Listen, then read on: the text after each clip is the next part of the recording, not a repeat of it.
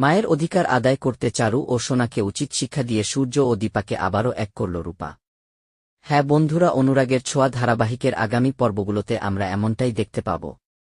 রূপা দীপাকে চিনতে পারলেও মিসকার ভয়ে কিছুই করতে পারে না রূপা। কারণ সে এখন দৃষ্টি হারা, যতদিন দৃষ্টি ফিরে না পাচ্ছে ততদিন সে কিছুই করতে পারবে না। তাই রূপা দৃষ্টি পাওয়া পর্যন্ত অপেক্ষা করতে থাকে।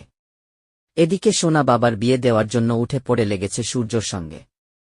বিয়ের কার্ড ও রেডি করে ফেলাই বাবার সঙ্গে চারু বিয়ে দেওয়ার জন্য। এরপরে সোনা স্কুলে গিয়ে রূপাকে বলতে থাকে সামনের সপ্তাহ তার বাবার বিয়ে। তখন রূপা বুঝতে পারে মায়ের সম্মান, মায়ের অধিকার ফিরিয়ে দিতে হবে তাকে। তাকে যেভাবেই হোক কিছু একটা করতেই হবে, কারণ সে তো চোখে দেখতে পায় না। তাই রূপা তার বাবার সঙ্গে চারু দিয়ে কোনোভাবে হতে দিবে না।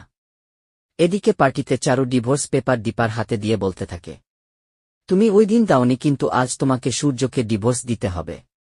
তখন দীপা তেমন কিছু চিন্তা না করেই ডিভোর্স পেপারে যখনই সাইন করতে যাবে, ঠিক সেই মুহূর্তে সেখানে এসে হাজির হয় রূপা। সকলের সামনে রূপা দীপাকে বলে, মা তুমি ওই পেপারে সাইন করবে না। আমি এখানে এসেছি তোমার সম্মান ফিরিয়ে দিতে, তোমার অধিকার ফিরিয়ে দিতে।